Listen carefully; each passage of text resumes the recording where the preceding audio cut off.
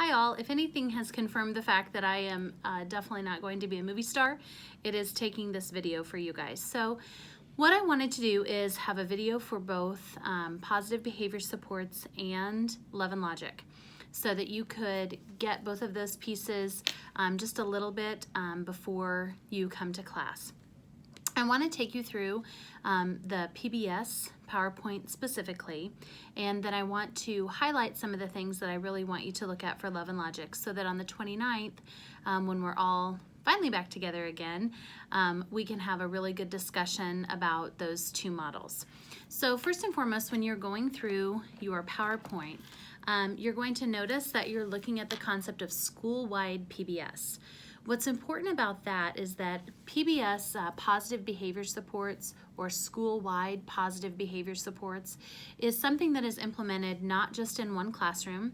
It's not implemented in 2 classrooms in the school but nowhere else. It is really a school-wide program so that every teacher in every classroom, regardless of the age of their students, regardless of their ability level, etc., are all using the same PBS or positive behavior supports expectations, okay?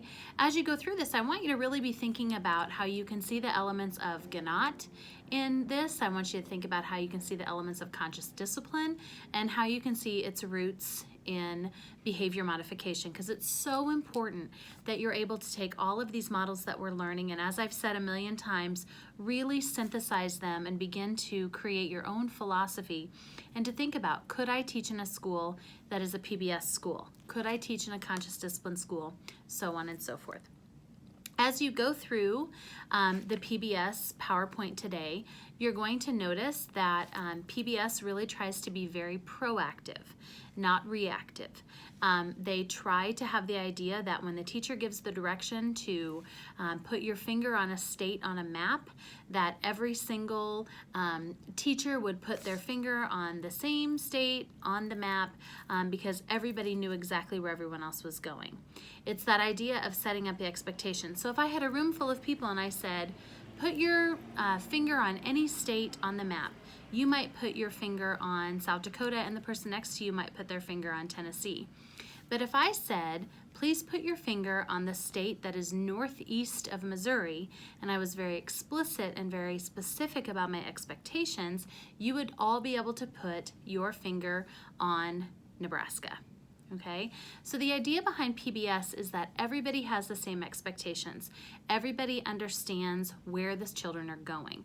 Everybody understands from classroom to classroom that when you're in Mrs. Smith's classroom, those are the same expectations as if you went down the hall to Mr. Jackson's classroom.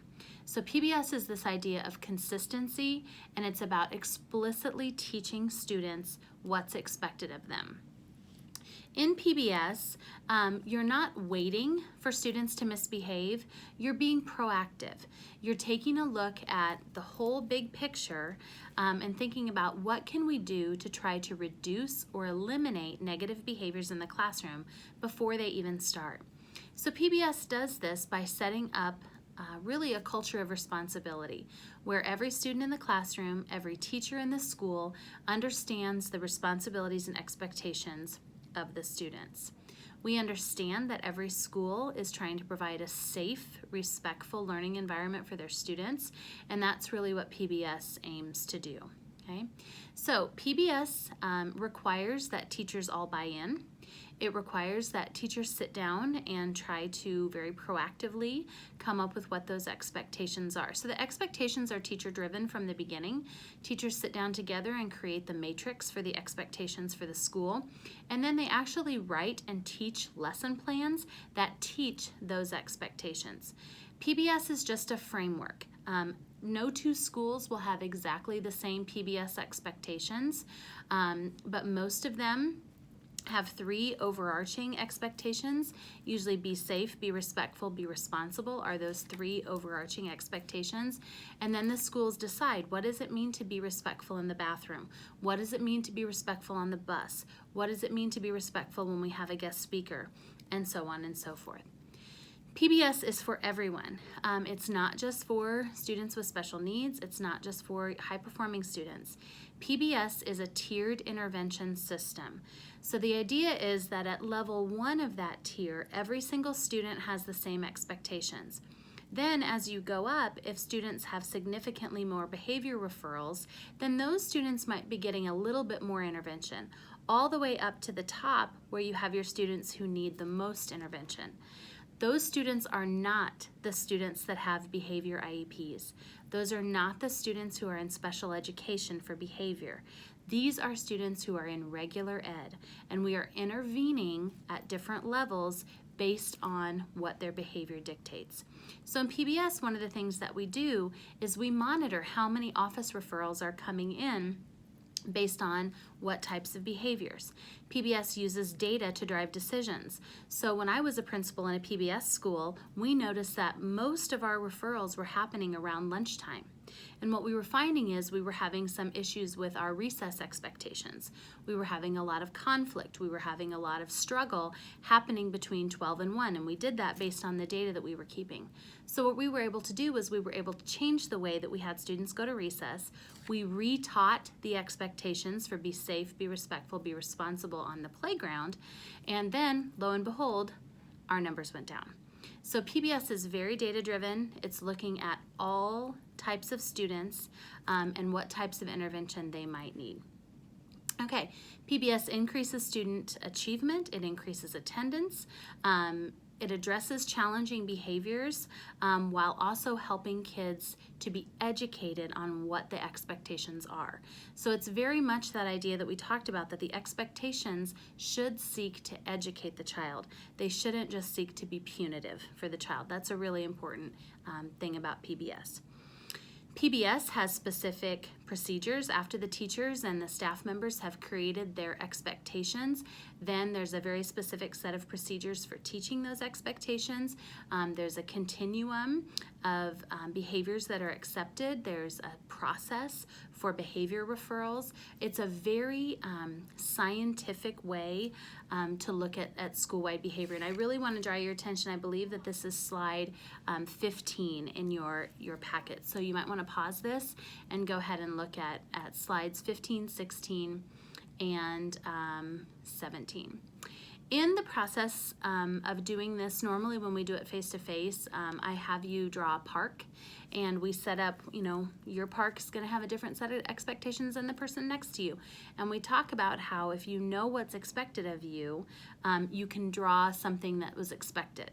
If you don't know, then you just kind of randomly put things on there and see what happens. In PBS, kids know what's expected of them, so they perform. On slide 19 in your packet, you're going to notice an actual sample PBS matrix. This shows you what it would look like in an actual school. Their classroom and school expectations are be safe, be respectful, and be responsible. And then across the top of that slide, they have all of the different locations and what the students would expect to do if they are being safe on the playground, etc. Teachers then write a lesson plan for every one of those expectations. So when you look at slide 19, you're looking at be safe on the playground, use equipment as instructed, stay in approved areas. The teachers actually teach the students what that looks like, so students understand that expectation. There's a couple of examples in there also for high school and middle school. So I want you to look at how those expectations play out in the secondary setting as well, okay? Then you look at the criteria that you might use for selecting a car. That's the same kind of idea about how we think about what we want student behavior to look like. So when you're purchasing a car, you might want the car to be flashy, and you might want it to have really nice WeatherTech floor liners, and you might want it to have a huge stereo, whereas I might want it to be super reliable. I might want it to have enough room for all of my kids and their friends. So sometimes the way we look at criteria for what we want or for what's good are different. And so teachers have to come to an understanding of what do these behaviors look like for our students. That's super important. You'll also see, starting on slide 24, some examples of some expectations that are in some different schools. What you'll notice on slide 25 is that when you are doing PBS, and really I hope any of your management models, when you're doing those things, you don't need to go to the teacher store and purchase a ready-made poster about classroom rules and expectations. We know that's not how it works. And even in a PBS school, the students are involved because of the fact that they are allowed to talk about and learn about each of those expectations. So while they don't really have a say in making the expectations, they do have a say in being involved in what the expectations look like in their school.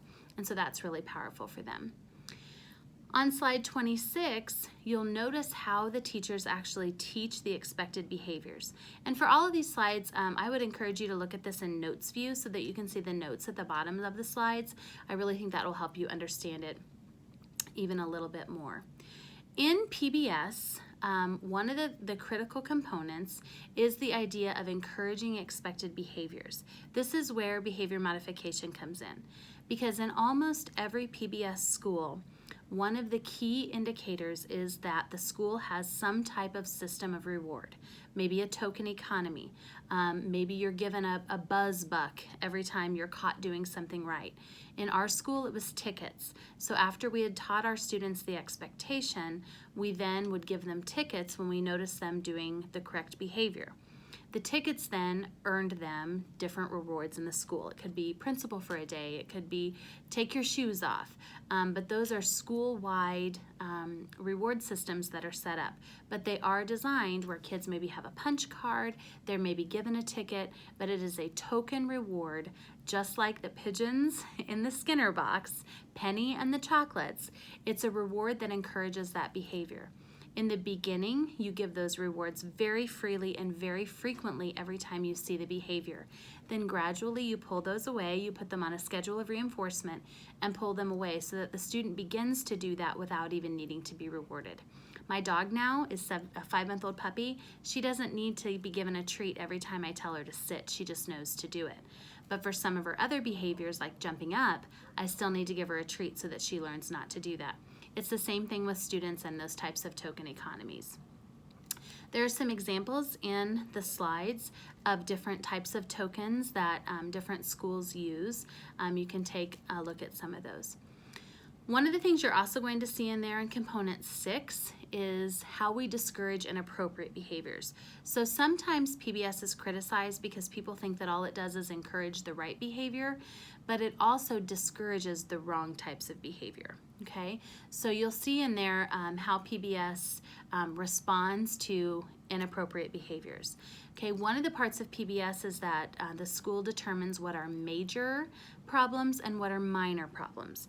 And then once again, the school tracks how many major offenses are we having, how many minor offenses are we having, and what do we need to do for our students to teach them proper behavior, or what do we need to change about their day so that that behavior doesn't continue to occur at that time in that place consistently. So you'll see in there on slide 35 some examples of majors and minors.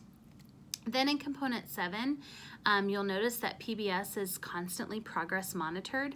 So usually once a quarter, once a month, teachers and administrators sit down and go over their report that the administrator or secretary or someone keeps for the school. For me, it was I kept my own. There's computerized programs then that give you a Big 5 report that can show you where the behaviors happened, how many referrals you had in a month, so on and so forth. And then teachers and administrators use that data to drive decisions, to change their matrix, to reteach something, to decide that they need to be freely and more frequently rewarding a behavior that they're not seeing, to encourage students to continue to do that behavior. And so you'll see some examples of that. Okay, and then component 8 of all of this PBS piece is the idea of effective classroom procedures, and you know what that is. You know, giving good feedback, having relationships, so on and so forth are all those pieces of having a high quality, effective classroom. So what I'm asking you to do then is I'd like for you to really read through every one of the slides for PBS, really have a strong understanding of what's expected in PBS, And then when we come back together on the 29th, we're going to talk just a little bit more about PBS. There are definitely some Ganot pieces. There are definitely some behavior modification pieces that are wrapped up into PBS. So it's really important to me, since most of you will be going to a school that has PBS practices, it's really important to me that you very strongly understand how PBS works. PBS, consistent expectations, school-wide, reward systems, data monitoring, progress monitoring, and reteaching. So it's a very scientific, very different than a couple of the other models we've looked at. So come prepared on the 29th to discuss PBS, and we'll spend a little bit of time also on my favorite model, which is Love and Logic. So I will see you all soon.